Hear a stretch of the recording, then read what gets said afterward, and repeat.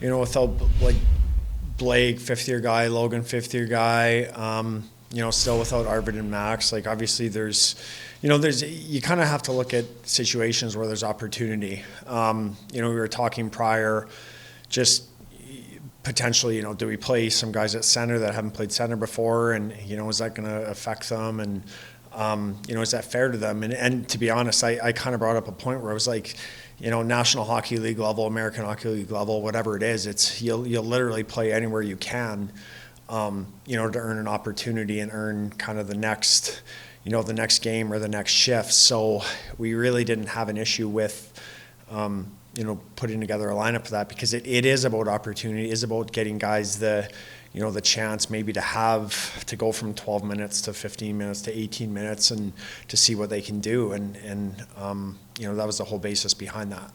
First period was, I think, just maybe a little bit flat in general. I think at one point when we were watching through, there was 7-8 minutes left in the period and the shots were like 4-3. So it's not exactly like there was a ton of offense and it was a ton of flow in the game.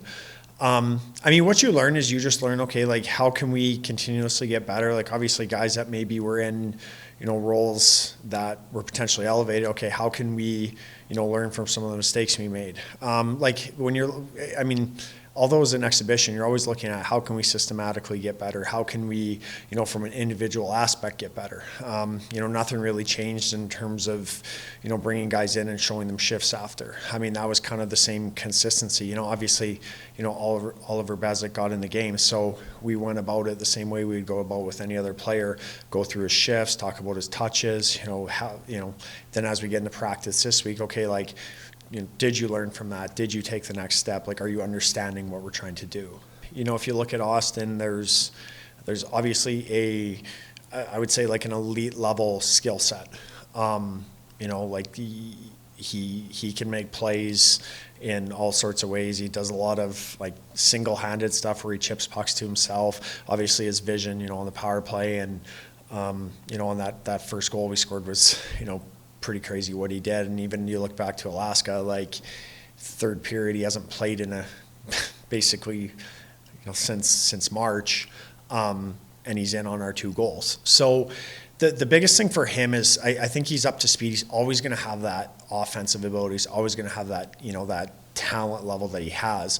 Really, it's just kind of getting to him to understand, okay, like how we play systematically. Like you have to be, if you're F2 in our neutral zone, you have to be in this situation. You have to be able to angle. You have to be able to do, the small detailed things that drive our team that make us ultimately successful at the end of the day to win a championship. So I think that's probably the biggest thing for him, is just continuously working on, the defensive side of the game for him and getting him to understand, like, this is how we play. Like, there's some things in our, in our program, like, that are non-negotiables. Offense that's free. You have the ability to make plays. You have the ability to do things with the puck. Defensively is where we have to be sound, and that's, a new player inside of a system. Same thing with our, freshmen that come in. You have to continuously work with them so that they understand that those small details are vital to our success.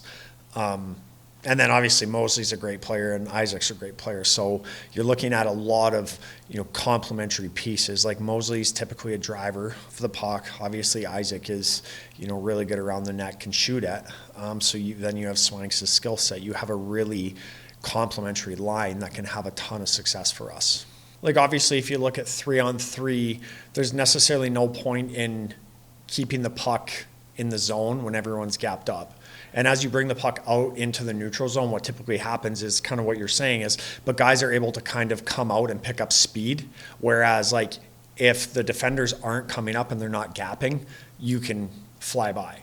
You look at, the goal even like Logan scored, right?